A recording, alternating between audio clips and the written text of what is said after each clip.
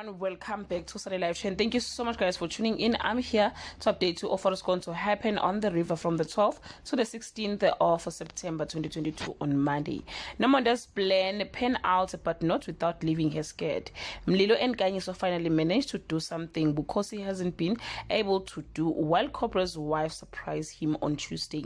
The Clopper's blood feud continues and Nomonde does everything she can to tie up loose ends on Wednesday. Zoli finally explodes and the Cobra receive a big surprise on Thursday.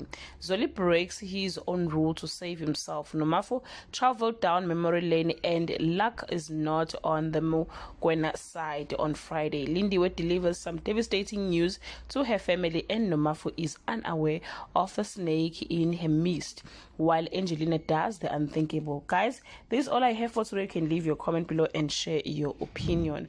Bye.